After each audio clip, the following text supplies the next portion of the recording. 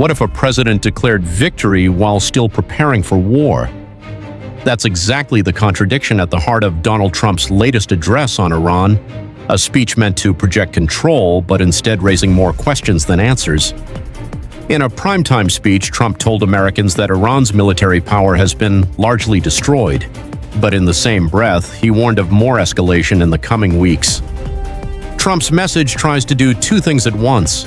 First, declare success. Second, justify continued military action. That's a difficult balance. On one hand, claiming Iran's military is crippled suggests the mission is nearly complete.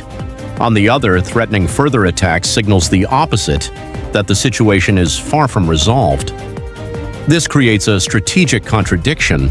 If victory has already been achieved, why escalate? And if escalation is necessary, was victory ever real?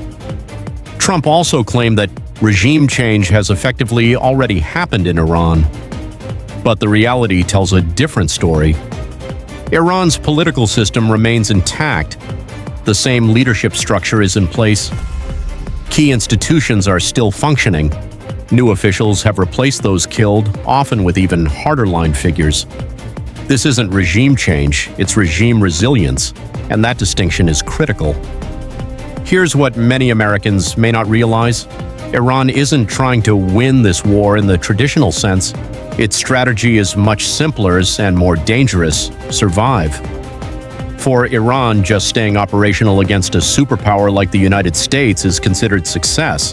And so far, its government still stands, its command structure still functions, its influence in the region remains intact. From that perspective, Iran may already be achieving its goal. This creates a serious dilemma for the United States. If America pulls out now, it risks proving Iran's strategy works, that endurance beats power. If America stays in, it risks being drawn into a long, costly conflict with no clear endpoint. And here's the bigger concern. If Iran survives this war largely intact, future U.S. threats may lose credibility, not just in Iran, but across the Middle East. That could reshape global power dynamics for years. Meanwhile, Iran is also playing a political game, targeting American public opinion. Its leadership is already questioning whether this war truly serves U.S. interests, and whether America is acting independently or as a proxy. That message is designed to create division, not on the battlefield, but at home. So where does this leave us? A president declaring success, an adversary still standing, and a war with no clear end in sight.